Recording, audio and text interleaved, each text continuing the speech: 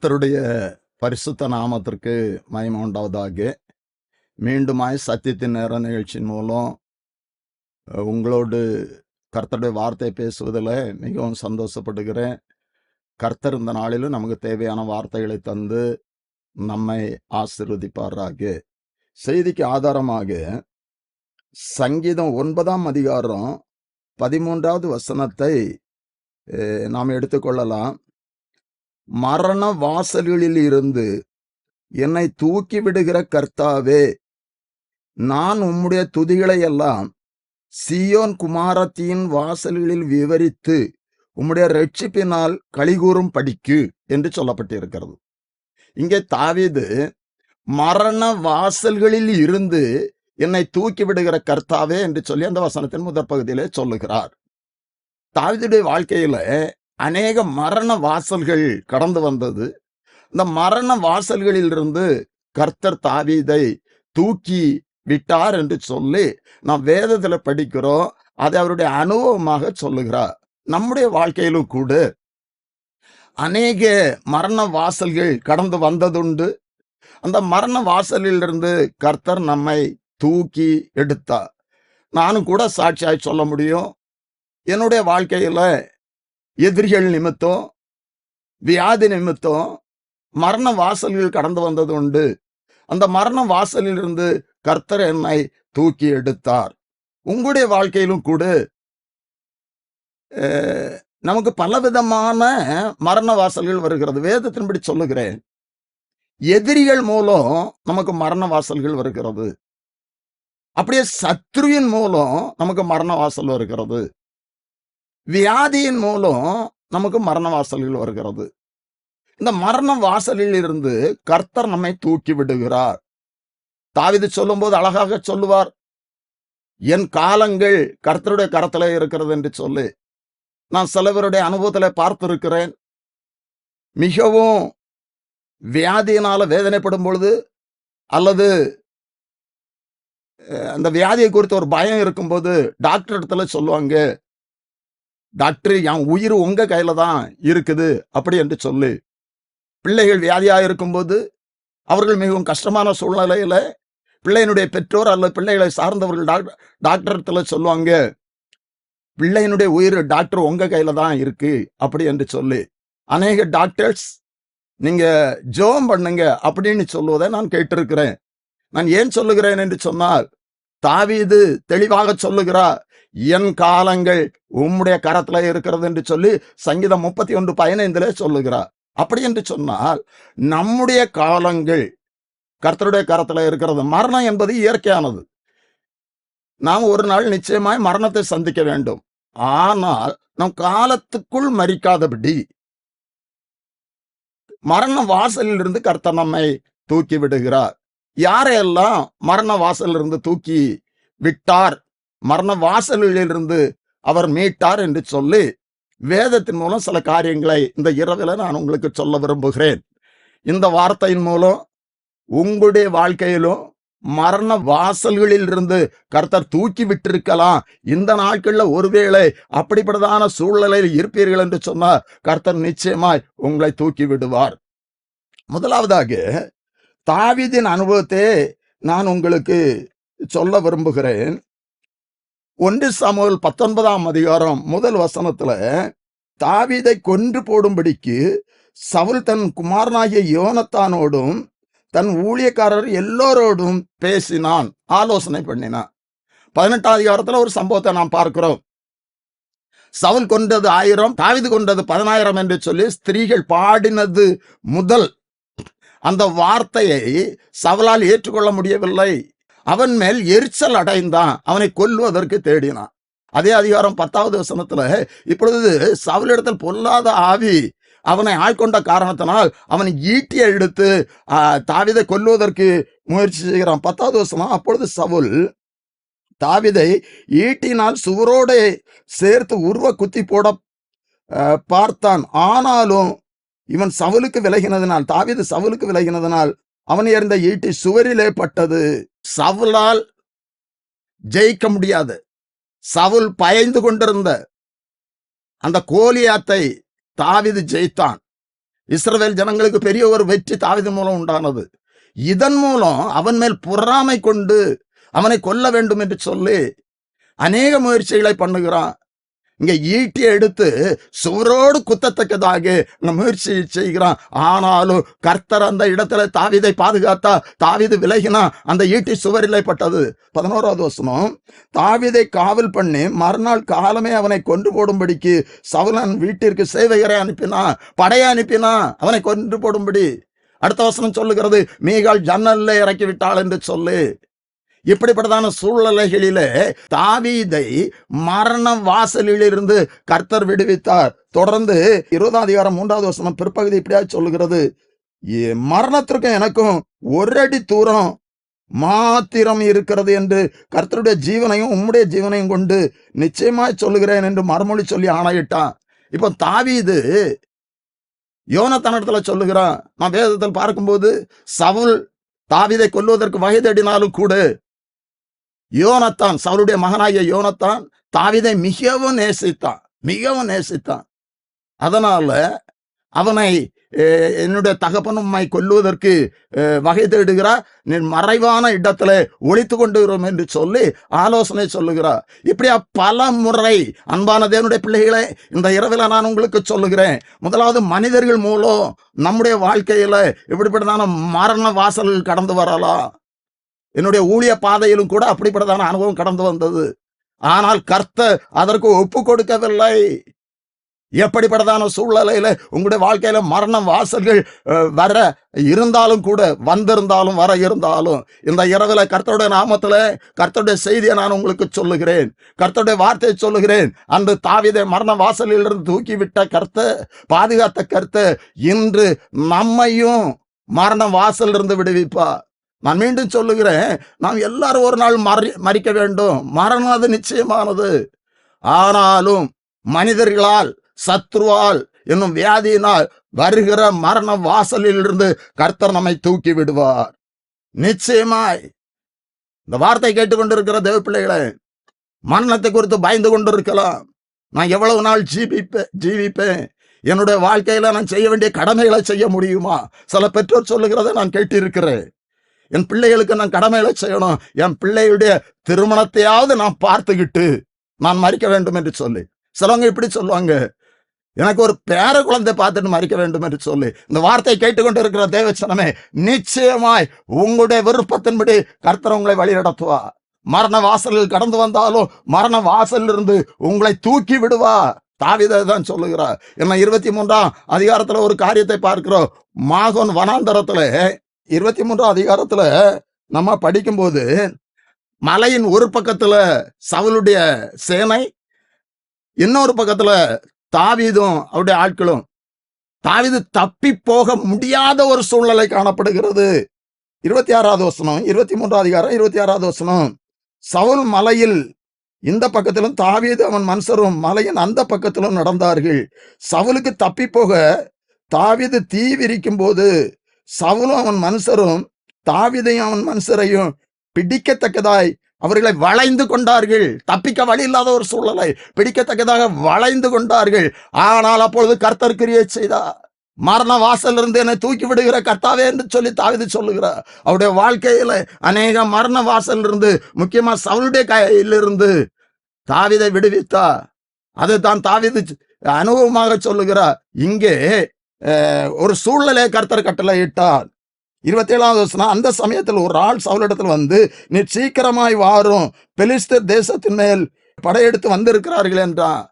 இப்பொழுது தேசத்தின் மேல் பெலிஸ்தர் படையெடுத்து வந்திருக்கிறார்கள்.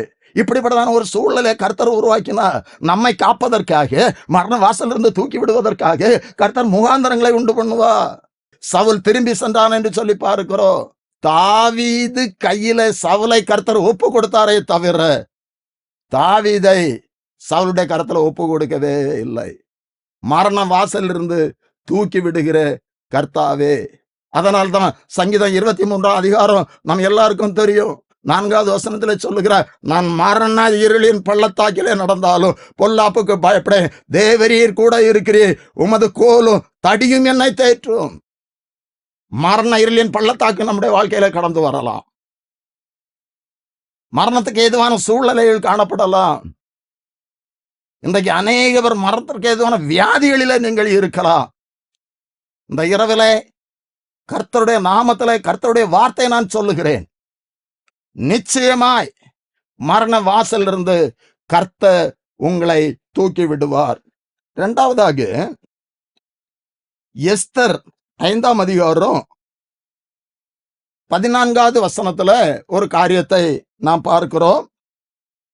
அப்பொழுது அவன் மனைவியாகிய கிரேசும் அவனுடைய சிநேகிதர் எல்லோரும் அவனை பார்த்து 50 முழ உயரமான ஒரு தூக்கு மரம் செய்யப்பட வேண்டும், அதிலே மொர்தெகாயை தூக்கி போடும்படி நாளை தினத்தில் நீ ராஜாவுக்கு சொல்ல வேண்டும், பின்பு சந்தோஷமா ராஜாவோட கூட விருந்துக்கு போகலாம் என்றார்கள். இந்த காரியம் ஆமானுக்கு நன்றாய் கண்டதினால் தூக்கு மரத்தை செய்வித்தான். யூத ஜனங்களுக்கு விரோதமாய் ஆமான் சூழ்ச்சி செய்து யூத ஜனங்களை அழிக்க வேண்டும் என்று சொல்லி ராஜாவிடத்தில் உத்தரவு பெற்றான். அந்த உத்தரவு எங்கும் சென்றபோது யூதர்களுக்குள் மகா துக்கம், உபவாசம், அழுகை, புலம்பல் உண்டாயிற்று என்று சொல்லி பார்க்கிறோம். எஸ்தர் ராணியாயிருக்கிறா, மொர்தெகாய் சொல்லி விடுகிறான், நீ இந்த காலத்துல மௌனமாயிருந்தாயானால என்று சொல்லி யூதருக்கு வேறு வழியாய் ரட்சி போகிறோம், ஆனா நீயும் தகப்பன் விட்டாரும் அழிவீர்கள் என்று சொல்லி அவள் நான் ராஜாவை சந்திக்க முடியாது, உத்தரவு இல்லாமல் நான் அவரை பார்க்க முடியாது, பேச முடியாது என்று சொல்லுகிறார். அப்பொழுது எஸ்தர் ஒரு காரியத்தை சொல்லுகிறாள், நானும் என் தாதிமார்களும் உபவாசிக்கிறோம், 3 நாள் உபவாசிக்கிறோம், நீங்களும் உபவாசிங்கள் என்று சொல்லி உபவாசித்து உபவாச ஜெபம் முடிந்த பிறகு இதுல ஒரு காரியத்தை, ஒரு சத்தியத்தை நான் உங்களுக்கு சொல்ல விரும்புகிறேன். நம்முடைய வாழ்க்கையில பிரச்சனைகள் வரும்போது நான் உபவாசித்து ஜெயிப்போம் என்று சொன்னால் காலங்களையும் சமயங்களையும் மாற்றுகிற கருத்து ஜெபத்தின் மூலம் நம்முடைய வாழ்க்கையில நிச்சயமாய் கிரியை செய்வார். இதை கேட்கிற சகோதரா சகோதரி, நம்முடைய தேவன் ஜெபத்தை கேட்கிற தேவன். ஆபத்து காலத்தில் என்ன நோக்கி கூப்பிடு, நான் உன்னை விடுவிப்பேன், நீ என்னை மகிமைப்படுத்துவாய் என்று சொன்னார். உங்களுக்கு நெருக்கமான சூழ்நிலையில, உங்களுக்கு பிரச்சனையான வேலையில, உங்களுடைய குடும்பத்துல பிள்ளையுடைய வாழ்க்கையில பிரச்சனையான வேலையில கர்த்தரை நோக்கி கூப்பிடுங்கள். என்னை நோக்கி கூப்பிட, நான் உனக்கு உத்தரவு கொடுத்து நீ அறியாத உனக்கு எட்டாம பெரிய காரியங்களை அறிவிப்பேன் என்று சொல்லி எரேமியா 33:3 சொல்லி இருக்கிறார். நிச்சயமா நம்முடைய ஜெபத்தை கேட்கிற தேவன். இங்கே எஸ்தர் ராணியாயிருந்தாலும் கூட அவள் ஜெபிக்க வேண்டும் என்று சொல்லி ஒரு ஆலோசனை சொன்னான். அவளுக்கு தெரியும் என்னுடைய அதிகாரத்தினால் ஒன்று முடியாது, ஆனால் நான் ஜெபிப்பேன்னு சொன்னா சர்வாதிகாரி எனக்காக கிரியை செய்வார் என்று சொல்லி. நம்முடைய தேவன் சர்வாதிகாரி, சர்வ வல்லமை உள்ள தேவன். இங்க நடந்தது என்ன? 3 நாள் ஜெபித்த பின்பு ராஜாவை சந்திக்கிறார். ராஜா பொற்செங்கோலை நீட்டினார். அப்பொழுது எஸ்தர் ராஜாத்தியை, உன் வேண்டுதல் என்ன? நீ ராஜ்யத்தின் பாதியை கேட்டாலும் தருவேன் என்று சொல்லுகிறார். இதுல ஒரு காரியத்தை நாம் கவனிக்க வேண்டும். எஸ்தர் அவசரப்பட்டு அவளுடைய காரியத்தை சொல்லவில்லை. அவள் ஞானமுள்ள ஸ்திரீ, புத்தி உள்ள ஸ்திரீ. நான் பண்ணுகிற விருந்துக்கு ராஜாவும் ஆமானும் வர வேண்டும் என்று சொல்லி அவள் ஒரு வேண்டுகோளை வைக்கிறார். அப்படி அங்கு விருந்து நடக்கிறது. விருந்தில பங்கெடுத்து சந்தோஷமாய் திரும்பி வருகிறான். இவன் அரண்மனைக்கு செல்லும் போதெல்லாம் அரண்மனை வாசல் இருக்கிற மொர்தெகாய் இவனுக்கு மரியாதை செலுத்துவதில்லை, அசைவதும் இல்லை, எழும்புவதும் இல்லை. அப்படித்தான் வசனம் சொல்லுகிறது. இதை கண்டு எரிச்சல் அடைகிறான். அன்றைக்கு விருந்திலும் அவன் சந்தோஷமா அட்டன் பண்ணி அவனுடைய உள்ளத்துல ராஜாவும் என்னையும் தவிர எஸ்தர் வேற யாரையும் அழைக்கவில்லை, இப்படிப்பட்டதான பெரிய ஒரு பாக்கியம், பெரிய ஒரு சந்தோஷம் எனக்கு உண்டாயிருக்கிறது என்று சொல்லி சந்தோஷமாய் வருகிறான். அவன் வரும்போது அரண்மனை வாசல்ல மொர்தெகாய் இருக்கிறான். அவன் அசைவில்லை, எழும்பவில்லை. உடனே அவனுக்கு மிகவும் வேதனை வருகிறது. இந்த காரியத்தை வீட்டுல வந்து சொல்லுகிறான். மனைவிடத்திலும் சிநேகிதரிடத்திலும் சொல்லுகிறான். அப்பொழுது அவர்கள் சொல்லுகிறார்கள், ஒரு தூக்கு மரத்தை உண்டு பண்ண வேண்டும், ஒரு தூக்கு மரத்தை உண்டு பண்ண வேண்டும். அதுல மொர்தெகாயை நாளை தின தூக்கி போடும்படியாக ராஜாவிடத்தில் உத்தரவு பெற்று மொர்தெகாயை தூக்க வேண்டும் என்று சொல்லி செய்திக்கு ஆதாரமாக சொல்லுகிறேன். மொர்தெகாய்க்கு எதிராய் மொர்தெகாயுடைய வாழ்க்கையில மரண வாசல், தூக்கு மரம் தயார் செய்யப்பட்டு விட்டது. நாளைய தினத்துல இந்த மொர்தெகாய் தூக்கிலிடப்பட வேண்டும். நடந்தது என்ன? அன்று இரவில ராஜாவுக்கு நித்திரை வராதபடியினார். ராஜாவுக்கு ஏன் நித்திரை வரவில்லை? கர்த்தர் ராஜாவுடைய நித்திரையை கெடுத்தார். நம்முடைய வாழ்க்கையில ஒரு கிரியை செய்ய வேண்டும் என்று சொன்னால், நம்முடைய வாழ்க்கையில காணப்படுகின்ற பிரச்சனைகளை மாற்ற வேண்டும் என்று சொன்னால், கர்த்தர் நமக்காக முகாந்தரங்களை உண்டு பண்ணுகிற கர்த்தர். அன்பான தேவனுடைய ஜனமே, நான் கர்த்தருடைய நாமத்தில் கர்த்தருடைய வார்த்தை சொல்லுகிறேன். இதை நீங்கள் விசுவாசியுங்கள். நீங்கள் கர்த்தரை நம்புவீர்கள் என்று சொன்னார், நமக்காக ரத்தம் சிந்திய சிலுவை சுமந்த இயேசு நம்புவீர்கள் என்று சொன்னால், நான் நம்புவோம் என்று சொன்னார், அவர் நமக்காக முகாந்தரங்களை உண்டு பண்ணுகிற கர்த்தர். ஆச்சரியமான காரியம். ராஜாவுக்கு நித்திரை வராதபடி இந்த 6ஆம் அதிகாரம் முதல் வசனம் இப்படியா சொல்லுகிறது, அந்த ராத்திரியிலே ராஜாவுக்கு நித்திரை வராதபடியினால் கால வர்த்தமானங்கள் எழுதியிருக்கிற நடபடி புஸ்தகத்தை கொண்டு வர சொன்னான். அது ராஜ சமூகத்திலே வாசிக்கப்பட்டது. இப்போ கர்த்தர் இப்படிப்பட்டதான முகாந்தரத்தை உண்டு பண்ணினார். இப்ப நடபடி புஸ்தகத்தை அவன் வாசிக்கிறான். அப்பொழுது வாசல் காவல்கள் ராஜாவின் 2 பிரதானிகளாகிய பில்தானாவும் தேரேசும், 2 வாசல் காவல், முக்கியமான காவலில் இருப்பவர்கள், இவர்கள் ராஜாவின் மேல் கை போடுவதற்கு, அப்படி என்று சொன்னால் ராஜாவை கொல்லுவதற்கு இவர்கள் சூழ்ச்சி செய்தார்கள். இவர்கள் ஆலோசனை பண்ணினார்கள். இந்த காரியத்தை மொர்தெகாய் ராஜ சமூகத்தில் சொல்லி ராஜாவை காப்பாற்றினான், அப்படி என்று சொல்லி அங்கே எழுதப்பட்டு இருக்கிறது. இப்பொழுது ராஜா தன்னுடைய ஊழியக்காரத்தில் கேட்கிறான், இதற்காக மொர்தெகாய்க்கு என்ன செய்யப்பட்டது? ஒன்று செய்யப்படவில்லை. தொடர்ந்துள்ள வசனங்களில் சொல்லப்பட்டு இருக்கிறது, ஒன்றும் செய்யப்படவில்லை. இந்த சூழ்நிலையில நன்றாய் கவனிங்க தேவ பிள்ளைகளை, ஆச்சரியமான காரியம், அற்புதமான காரியம். மொர்தெகாய்க்காக ஆமான் தூக்கு மரத்தை செய்து வித்து அந்த தூக்கு மரத்துல மொர்தெகாயை தூக்கிலிடத்தக்கதாக உத்தரவு பெறுவதற்காக வாசல்ல வந்து நிற்கிறான். அப்பொழுது ராஜா கேட்கிறா, வாசல்ல நிற்பது யார்? ஆமான், வர சொல்லுங்க. அங்கே ஆமான் போன பொழுது ராஜா கனம் பண்ணுகிற மனுஷனுக்கு என்ன செய்ய வேண்டும் என்று சொல்லி கேட்கிறார். இப்போ இந்த ஆமான் மனதில் நினைக்கிறான், ராஜா என்ன தவிர யாரை கனம் பண்ணுவார் என்று சொல்லி. அப்பொழுது அந்த ஆமான் சொல்லுகிற காரியம், ராஜாவை நோக்கி, ராஜா கனம் பண்ண விரும்புகிற மனுஷனுக்கு செய்ய வேண்டியது என்னவென்றால், ராஜா உடுத்தி கொள்ளுகிற ராஜ வஸ்திரமும் ராஜா ஏறுகிற குதிரையும் அவர் சிரசிலே தரிக்கப்படும் ராஜமுடியும் கொண்டு வரப்பட வேண்டும். ராஜ வஸ்திரம் குதிரையில அந்த மனுஷனை ஏற்ற வேண்டும், ராஜ வஸ்திரத்தை அவனுக்கு அணிய வேண்டும், இன்னும் ராஜ கிரீடத்தை அணிய வேண்டும், அப்படி என்று சொல்லி இந்த ஆமான் சொல்லுகிறான். நான் மீண்டும் சொல்லுகிறேன், ஆமானுடைய உள்ளத்துல என்னை தவிர யாரை ராஜா கனம் பண்ணுவா? இந்த கணத்தை நான் பெற்றுக்கொள்ள போகிறேன் என்று சொல்லி சந்தோஷத்தோடு சொன்னான். இப்பொழுது ராஜா சொன்ன, இதில் ஒன்றும் குறைவுபடாதபடி மொர்தெகாய்க்கு செய். காலங்களின் சமயங்களை மாற்றுகிற கர்த்த, மரண வாசல் இருந்து என்னை தூக்கி விடுகிற கர்த்த.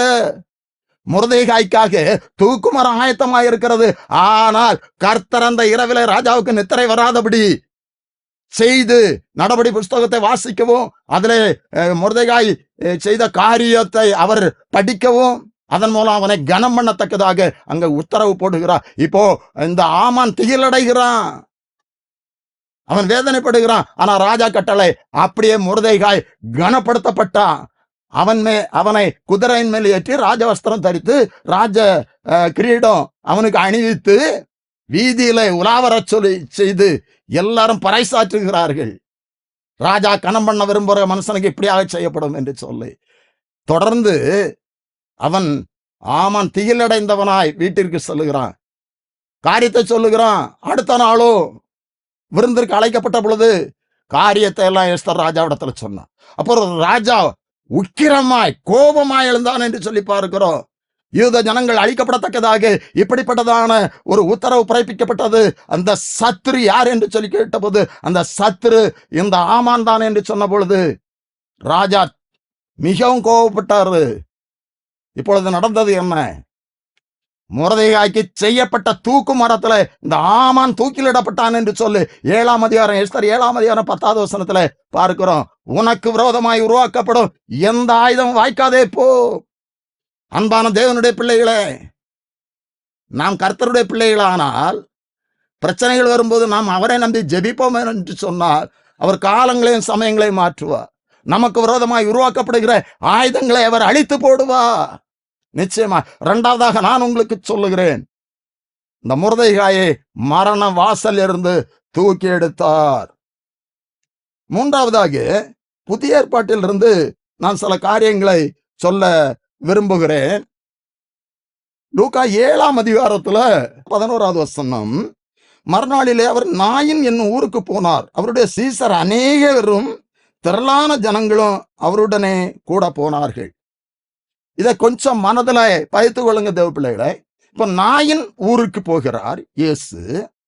அவரோடு கூட சீசர்கள், திரளான ஜனங்கள், ஆயிரக்கணக்கான ஜனங்கள் போகிறாங்க. அப்படி போய்கொண்டிருக்கும் போது இவர்கள் ஒரு பக்கமாக போகிறாங்க. இன்னொரு பக்கத்துல இருந்து அந்த 12வது வசனம் இப்படியாய் சொல்லுகிறது, அவர் ஊரின் வாசலுக்கு சமீபித்த போது மரித்து போன ஒருவனை அடக்கம் பண்ணப்படும்படி கொண்டு வந்தார்கள். அவன் தன் தாய்க்கு ஒரே மகனாயிருந்தான், அவளோ கைம்பெண்ணாயிருந்தாள். ஊராரில் வெகு ஜனங்கள் அவளுடனே கூட வந்தார்கள். வெகு ஜனங்கள், இயேசுவோடு கூட திரளான ஜனங்கள், அந்த ஸ்திரியோடு கூட அந்த வாலிபனை அடக்கம் பண்ணுவதற்காக அங்கே வெகு ஜனங்கள். நன்றாய் கவனிங்க. அதை தியானிக்கும் போது நான் ஆச்சரியப்பட்டு போனேன். இப்ப இயேசுவோடு கூட திரளான ஜனங்கள் வந்து கொண்டிருக்கிறார்கள். அந்த ஸ்திரியோடு கூட வெகு ஜனங்கள், அதிகமான ஜனங்கள் வந்து கொண்டிருக்கிறார்கள். இப்பொழுது இந்த 2 கூட்டமும் ஒரு இடத்துல சந்திக்கிறது. இப்ப இயேசு அந்த ஸ்திரியை பார்த்து அழாதே என்று சொல்லி, கர்த்தர் அவளை பார்த்து அவள் மேல் மனதுருகி அழாதே என்று சொல்லி, நம்முடைய இயேசு மனதுருக்கம் உள்ளவர். அவர் நம்மேல் அன்பு கூர்ந்த காரணத்தினால்தான் நம்முடைய பாவங்களை, நம்முடைய சாபங்களை, நம்முடைய வியாதிகளை அவர் சிலுவையில சுமந்து தீர்த்தார். இதுல இருந்து சிலுவை மரணங்களை தியானிக்கிற நாட்கள், கர்த்தர் விசுத்தமான வர நாட்களில நாம் அந்த செய்திகளை தியானிக்கலாம். இங்க பாருங்க தேவ பிள்ளைகளை, அன்று இப்படிப்பட்டதான கிரியைகளை செய்த கர்த்தர் இன்று அந்த வாலிபனை பார்த்து 14வது வசனம் சொல்லுகிறது, கிட்ட வந்து பாடையை தொட்டார், அதை சுமந்தவர்கள் நின்றார்கள். அப்பொழுது அவர், வாலிபனே எழுந்திரு என்று உனக்கு சொல்லுகிறேன் என்றான். வாலிபனே எழுந்திரு, மரண வாசல் இருந்து தூக்கி விடுகிற கர்த்தர் இங்கே வாலிபனை அடக்கம் பண்ணுவதற்காக கொண்டு சொல்லுகிறார்கள். அந்த ஸ்திரீ கைம்பெண் என்று சொல்லப்பட்டிருக்கிறது. அவளுக்கு வேற யாரும் ஆதரவு, ஒரே மகன் என்று சொல்லப்பட்டு இருக்கிறது. அவள் எவ்வளவாய் துடித்து இருப்பாள், அவள் எவ்வளவாய் ஏங்கி இருப்பாள், அவள் அழுகிறா. அவளுடைய வேதனை ஒரு மனிதருக்கு தெரியாது, இயேசுவுக்கு தெரியும். நம்முடைய வேதனை, நம்முடைய கண்ணீரை அறிகிறவர் இயேசு மட்டுமே. அழாதே என்று சொல்லு. 13வது வசனத்தை மீண்டும் நான் உங்களுக்கு சொல்லுகிறேன். கர்த்தர் அவளை பார்த்து அவள் மேல் மனதுருகி அழாதே என்று சொல்லு. இந்த வார்த்தை தியானிக்கும் போது என் கண்கள் குளமாகிறது தேவ பிள்ளைகளை. அழாதே என்று சொல்லு. இன்றைக்கு அழுது கொண்டிருக்கிறீர்களா? குடும்ப சூழ்நிலை, இயேசு உங்களை பார்த்து சொல்லுகிறார், அழாதே. அவள் மேல் மனதுருகி, நம்மேல் மனதுருகிற கர்த்தர் அழாதே என்று சொல்லு. வாலிபனே எழுந்திரு என்று சொன்னா, நீ எழுந்திரு என்று சொன்னா, அவ கிட்ட வந்து பாடையை தொட்டு, 14வது வசனத்தை மீண்டும் நான் உங்களுக்கு சொல்லுகிறேன். கிட்ட வந்து பாடையை தொட்டார், அதை சுமந்தவர்கள் நின்றார்கள். அப்பொழுது அவர், வாலிபனே எழுந்திரு என்று உனக்கு சொல்லுகிறேன். மரித்தவன் எழுந்து உட்கார்ந்து பேச தொடங்கினான். அவனை அவன் தாயினிடத்தில் ஒப்பு. மரித்தவன் எழுந்து பேச தொடங்கினான். மரண வாசல் இருந்து தூக்கி விடுகிற கருத்து அவனை அடக்கம் பண்ணும்படியாக கொண்டு சொல்லுகிறார்கள். அங்கே அவளை பார்த்து மனதுருகி அழாதே என்று சொல்லு. அற்புதம் செய்தா. இந்த நீங்கள் அழுது கொண்டு இருக்கிறீர்களா? உங்களுடைய குடும்பத்துல, உங்களுடைய பிள்ளைகளுடைய வாழ்க்கையில இப்படிப்பட்டதான ஒரு சூழ்நிலை, நீங்கள் அழுது கொண்டிருக்கிற சூழ்நிலையில் காணப்படுகிறீர்களா? நான் உங்களுக்கு சொல்லுகிறேன், அவர் மனதுருக்கமுடையவர். அவர் அழாதே என்று சொல்லி கண்ணீரை துடைத்தவர் இன்றும் ஜீவிக்கிறார். இன்றும் உங்களுக்கு நேராக அவருடைய கரத்தை நீட்டுகிறார். உங்களுடைய கண்ணீரை துடைப்பதற்காக அவருடைய கரம் நீட்டப்படுகிறது. இந்த இரவில நிச்சயமாய் கர்த்தர் கிரியை செய்வார். 8ஆம் அதிகாரத்திலும் ஒரு காரியத்தை நம்ம பார்க்கிறோம். 8ஆம் அதிகாரம் 49வது வசனத்துல, அப்பொழுது ஜெபாலய தலைவனாகிய எவீர் என்னும் பேருள்ள ஒருவன் வந்து இயேசுவின் பாதத்தில் விழுந்து 12 வயதுள்ள தன்னுடைய ஒரே குமாரத்தி மரண அவஸ்தையா இருக்கிறபடியினால் தன் வீட்டுக்கு வர வேண்டும் என்று சொல்லி அழைக்கிறான். இங்கே ஒரே குமாரத்தி என்று சொல்லப்பட்டு இருக்கிறது. இவள் மரண அவஸ்தையா இருக்கிறாள். மரண அவஸ்தை. இந்த சூழ்நிலையில இயேசுவின் பாதத்துல வந்து விழுகிறான். ஜபாலே தலைவன் எவீரு என்று சொல்லப்பட்டு இருக்கிறது. அவன் சரியா நல்ல ஒரு பதவியில இருக்கிறான். அவன் இயேசுவின் பாதத்தில் விழுந்து, என் வீட்டிற்கு வர வேண்டும், நீர் வந்தால் என் மகள் பிழைப்பாள் என்று சொல்லு. அதற்குள்ள ஒரு காரியம் நடக்கிறது. 12 வருடமா பெரும்பாடுள்ள ஸ்திரீ அங்கே வந்து வஸ்திரத்தை தொட்டால் வல்லமை புறப்பட்டது, அற்புதம் நடந்தது. இயேசு திரும்பி பார்த்து, என்னை தொட்டது யார் என்று சொன்னான். இதுல கொஞ்சம் கால தாமதமாக இருக்கலாம். இப்பொழுது எவருடைய வீட்டிலிருந்து ஊழியக்காரர்கள் வந்து சொல்லுகிறார்கள், போதகரை வருத்தப்படுத்த வேண்டாம், மரித்து போனாள் என்று சொல்லு. 50வது வசனம் சொல்லுகிறது, இயேசு அதை கேட்டு, பயப்படாத, விசுவாசம் உள்ளவனாயிரு, அப்பொழுது அவள் ரட்சிக்கப்படுவா என்றார். மரித்து போனாள் என்று சொல்லுகிறார்கள். ஆனா இயேசு சொல்லுக, பயப்படாதே. இந்த சூழலை எவீரு எப்படி பயப்படாமல் இருக்க முடியும்? ஆனால் இயேசு சொல்லுகிறார், நீ பயப்படாதே, நான் உங்களுக்கு சொல்லுகிறேன். அன்று எவீரை பார்த்து இயேசு பயப்படாதே என்று சொன்னார். இன்று உங்களை பார்த்து சொல்லுகிறார், நீங்கள் பயப்படக்கூடிய சூழ்நிலையில இருக்கலாம். இந்த இரவிலே கர்த்தர் சொல்லுகிறார், நீ பயப்படாத, நீ பயப்படுகிற காரியத்தை நான் பார்த்துக் கொள்வேன். அங்க நடந்தது என்ன? கையை பிடித்து பிள்ளையை எழுந்திரு என்றா, அவள் எந்த இழந்திருந்தாள். அற்புதம் செய்தா. மரண வாசல் இருந்து என்னை தூக்கி விடுகிற கர்த்தாவே. முதலாவது தாவீதை சொன்னேன், தாவீதை தூக்கி விட்டா. முர்தெகாயை மரண வாசல் இருந்து தூக்கி விட்டா. அடுத்தது அந்த வாலிபனை தூக்கி விட்டா. எவீருடைய மகளை தூக்கி விட்டா. இன்னும் அநேக பேரை வேதத்திலிருந்து மரண வாசல் இருந்து கர்த்தர் தூக்கி எடுத்திருக்கிறார். அநேக பேரை நான் உங்களுக்கு சொல்ல முடியும். எசேக்கியா ராஜா மரணத்துக்கு ஏதுவான வியாதியா இருந்தான். தீர்க்கதரிசி அனுப்பி சொன்னாரு, மரித்து போவீர் என்று சொல்லி. அவன் ஜெபித்த போது எசேக்கியாவே மரண வாசல் இருந்து தூக்கி விட்டா. சாத்ராக் மேஷாக் ஆபேத்நேகோ ராஜா கட்டளை தீச்சூளையில் போடப்பட்டார்கள். அவர்களை வெளியே உயிரோடு வர செய்தார். தானியேல் 3ஆம் அதிகாரம் 27ஆம் வசனத்துல அவர்கள் உயிரோட வெளியே வந்தார்கள். மரண வாசல் இருந்து தூக்கி எடுத்தார். 6ஆம் அதிகாரம் 23வது வசனத்துல அங்கே தானியேல் சிங்க கபியில் போடப்பட்டான். அவன் உயிரோட வெளியே வந்தான். அவனை தூக்கி விட்டார்கள் என்று சொல்லி, வெளியே வந்தான் என்று சொல்லி பார்க்கிறோம். மரண வாசல் இருந்து தானியேலை கர்த்தர் தூக்கி விட்டார். பேதுரு சிறைச்சாலையில் அடைக்கப்பட்டு பஸ்கா பண்டிகை முடிந்த பின்பு கொலை செய்யப்பட வேண்டும் என்கிற சூழ்நிலையில ஏரோது பேதுரை கொலை செய்ய வேண்டும் என்று சொல்லி நினைத்த சூழ்நிலையில தூதனை அனுப்பி அந்த மரண வாசல் இருந்து தூக்கி எடுத்தார். வேதத்திலிருந்து நான் பல பேரை உங்களுக்கு சொல்ல முடியும் பிள்ளைகளே. அவர் மரண வாசல் இருந்து நம்மை தூக்கி விடுகிற கருத்து. இந்த இரவில மரணத்துக்கு ஏதுவான சூழ்நிலைகள் காணப்படலாம். எதிரியினால வரலாம், மனிதர்களால் வரலாம், சத்ருவால வரலாம், வியாதியினால் வரலாம். இந்த மரண வாசல் இருந்து கர்த்தர் நம்மை தூக்கி விடுவார். ஜெபிக்கலாம். மரண வாசல்களில் இருந்து எங்களை தூக்கி விடுகிற எங்கள் பரிசுத்த பரலோகத்தின் பிதாவே, ஆசீர்வாதமான இந்த இரவு வேளைக்காய் உமக்கு ஸ்தோத்திரம் அப்பா. இந்த வேளையிலும் இந்த வசனத்தை கேட்ட ஒவ்வொருவருக்காக உம்முடைய நாமத்துல உம்முடைய கிருபையினால் நான் செபிக்கிறேன் அப்பா. அநேக பிறந்த நாட்களில மிகவும் நெருக்கப்பட்டு கொண்டு இருக்கிறார்கள். அநேக பேர் பிரச்சனையினால் தற்கொலைக்கு நேராய் கடந்து சென்று கொண்டு இருக்கிறார்கள். கடன் பிரச்சனையினால தற்கொலை, தீராத வியாதியினால் தற்கொலை, இப்படிப்பட்டதான மரண வாசல்கள் இன்னும் எதிரிகள் மூலம், சத்ருவின் மூலம் மரண வாசல்கள் எங்களுடைய வாழ்க்கையில கடந்து வரும்போது இந்த மரண வாசல் இருந்து தூக்கி விடுகிற கர்த்தாவே, இந்த வசனத்தை கேட்ட ஒவ்வொருடைய வாழ்க்கையிலும் கர்த்தாவே நீர் கிரியை செய்யும்படியாய் ஜெபிக்கிறேன் அப்பா. வியாதியினால வேதனைப்பட்டு நான் மரித்து போவேன் என்று சொல்லி அழுது கொண்டு இருக்கிற உம்முடைய பிள்ளைகளுக்காக இந்த இரவுல ஜெபிக்கிறேன். இப்பொழுதே உம்முடைய கரம் அவர்களை தொடுவதாக, உம்முடைய வல்லமை அவருடைய சரீரத்துல இறங்கும்படியாய் ஜெபிக்கிறேன் அப்பா.